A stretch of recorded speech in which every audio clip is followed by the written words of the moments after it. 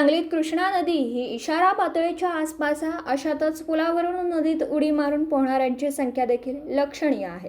कोणताही अनुचित प्रकार घडू नये यासाठी पोलिसांनी जमावबंदी लागू केली असतानाही काही हौशी तरुणांनी सांगलीच्या नवीन पुलावरून कृष्णा नदीत उडी मारून पोहण्याची स्टंटबाजी केली.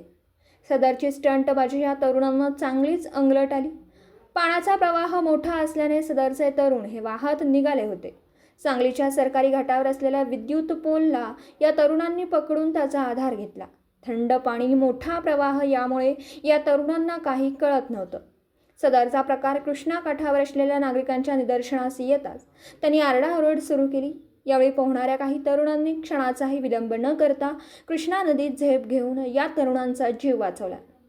हा रेस्क्यूचा थरार कॅमेऱ्यात कैद झाला.